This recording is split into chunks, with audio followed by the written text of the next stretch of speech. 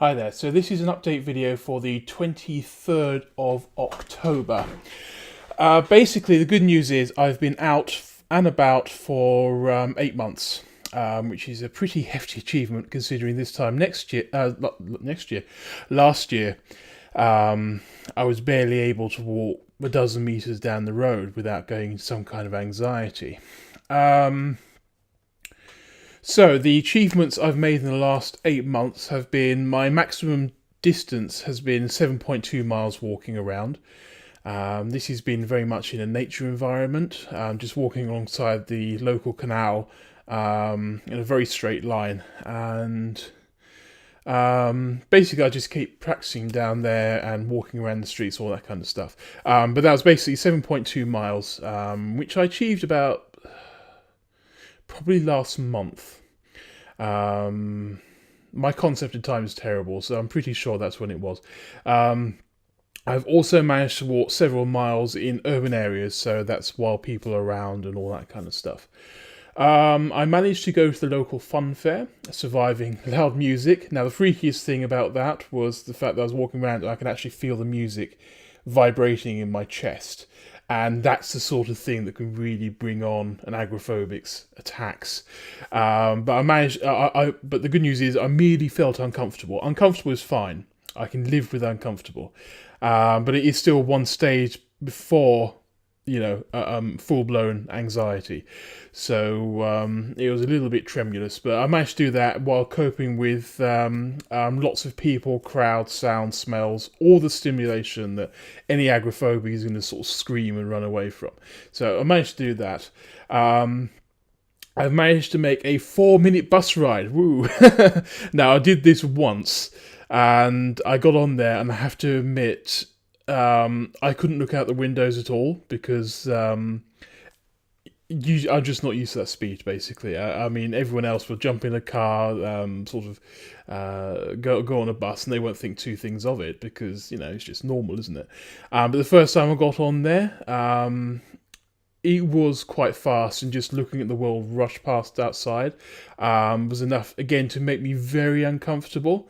To the point where I wasn't actually able to look out the window. I had to sort of look out the window, go, and then look at the back of the seat. And then sort of look out again and look at the back of the seat, and just kept doing that progress until I finally started to adjust to it. And by the time the bus ride ended, which is about 4 minutes long, I was actually beginning to get somewhat comfortable with it. Well, certainly less panicky than I was, but that's how the process works. You slowly adapt yourself. Now, the fact that I could do that in a 4-minute time window isn't actually half bad. So I need to do that again at some point.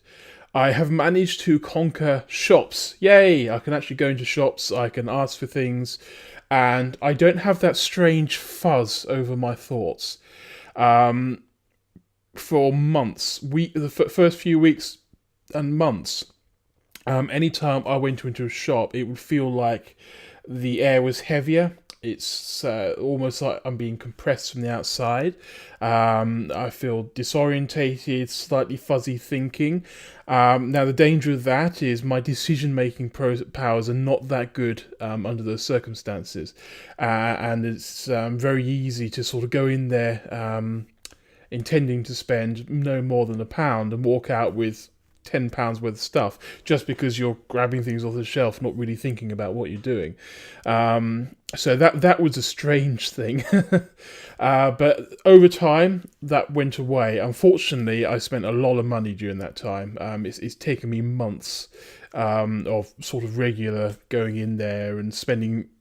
I mean, sometimes I'll sort of go within a budget, sometimes I wouldn't. But I had this fear going in there about not having the right change. And the idea of sort of going up to the till and putting these items down and not having enough money to pay for it is such a silly thing. It really is terrible. I mean, it's actually happened to me twice now, and because the shop was so close, I just said, "Oh, well, you just hold that stuff. I'll go back, grab 50p, come back, and it's paid for." It really was no more complicated than that, or it's even less, which is, I'll just take one of these items back. But you don't think that way when you're getting used to all this, so you sort of sit there obsessively counting your change and all this kind of stuff. I mean, these are the habits you got to break. You just got to accept that these things happen. and it's not the end of the world. So that was my hardest hurdle, was getting over there, getting over that, the ability to sort of go into a local shop, and I just picked one to begin with, and just buy something and buy something and buy something and buy something. Frequent trips every day.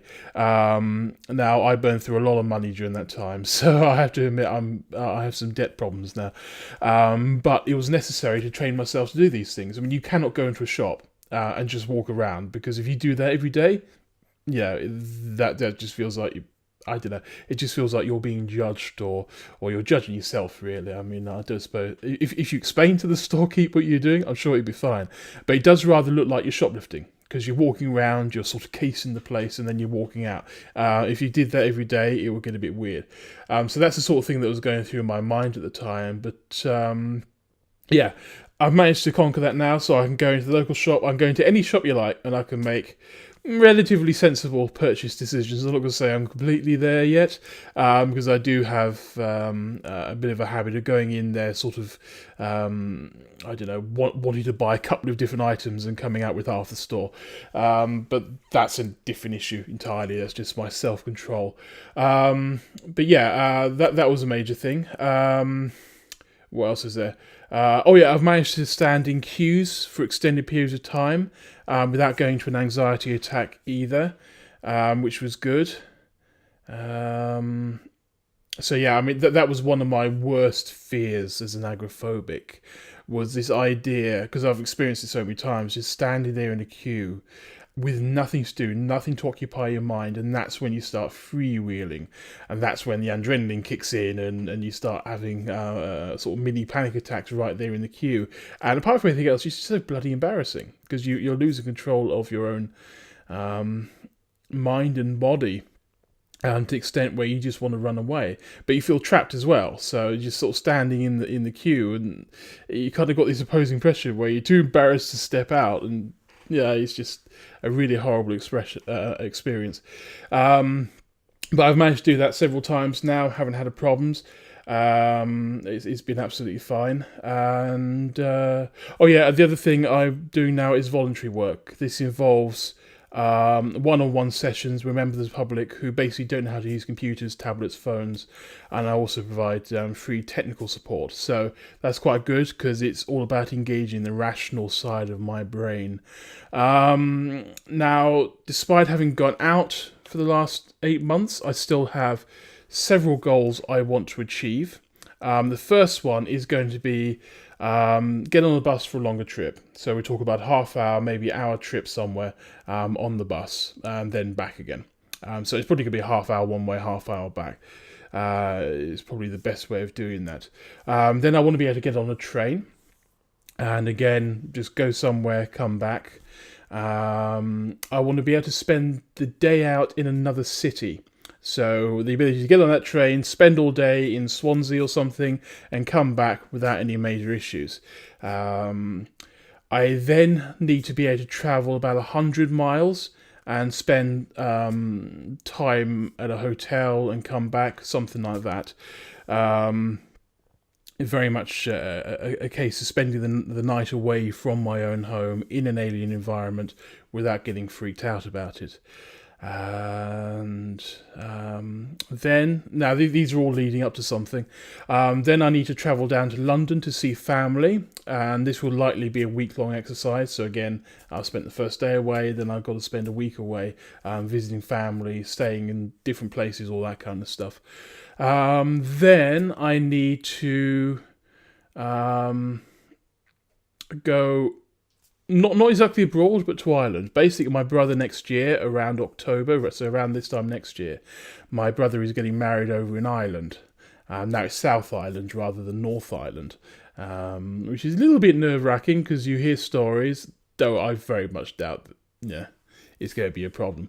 But yeah, basically I'll be travelling alone over there, so that's going to involve a lengthy train trip, a ferry ride, another short train trip, an extended bus ride and another train trip just to get there. And we're talking about hours and hours of travelling, which, I've never done before. So that's going to be quite stressful. I mean, it's stressful on normal people. So you can imagine what it's going to be like for an agoraphobic, especially doing it on my own. Now, I'm sure there's someone who could do it with me, but I want the option of being able to turn back if I need to. I know it's kind of the coward's way out, but I need to leave escape routes. If I feel trapped, that's when I start damaging myself. So the chances are I won't take it, but I do need that escape room. Then I need to decide whether or not I want to expand my home business or attempt to get a full-time job. So this is what all the voluntary stuff is about, is really getting used to going out, being somewhere on time, doing a task and coming back. Now, the session I'm doing now is on Thursday, so that's about 4.5 hours long. Once a week, and I'm coping with it fine right now, though I have had a couple of moments. For example, I was sitting in the library the other day and I just pulled out my iPad and I played a game, and when I looked up, the environment felt very strange. Now, this is a frequent phenomena with me when I'm stressed. Normally, if I'm sitting at home, I can pull out the tablet, I can play my game, I can even do it for hours on end and I won't have any issues whatsoever. If I'm in an environment where I feel just a little bit of pressure, a little bit of stress, then doing the same thing causes disorientation. It's very, very strange.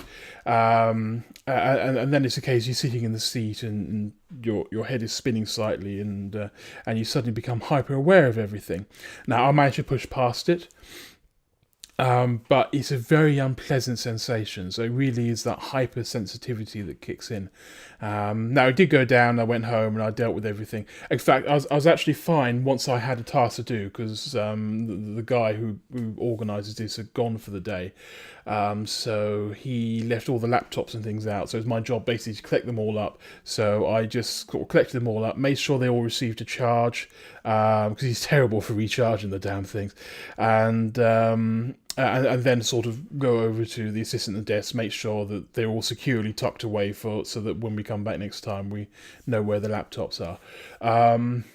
Now, I've actually got to go and do that today as well, so that's going to be interesting. But the point is that once I had something to focus on and the rational side of my brain kicked in, that whole hypersensitivity issue went away.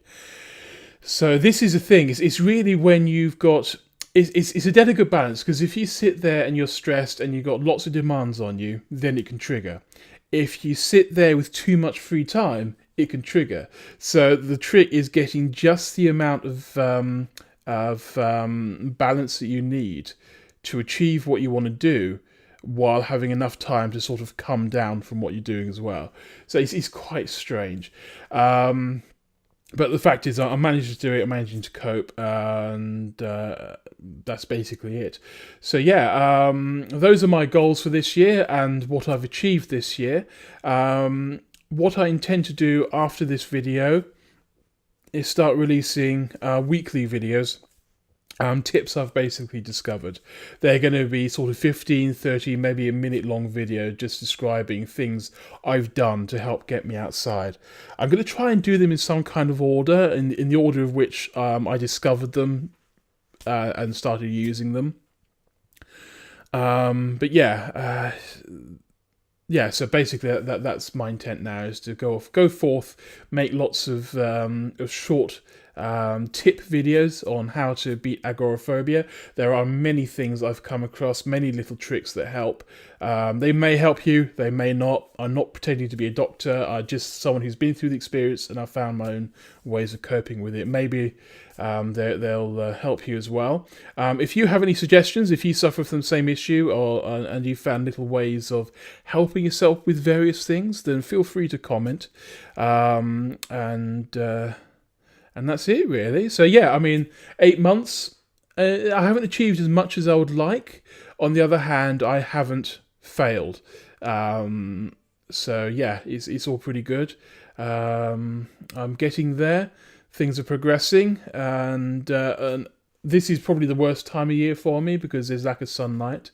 I sometimes get SAD, which is basically seasonal depression syndrome, where lack of light, lack of vitamin E or D, one of those vitamins anyway, produced by light hitting your skin, can cause depression as well. So I've actually got a daylight bulb, so if you see some flickering on the screen, it's because the camera's struggling with that. That's one of the tricks I've came across. It's quite a strange light at first, but they can be quite useful for getting through that period. But yeah, that's basically it so far. So I shall see you again next week with the first of my tip videos. Thank you for watching.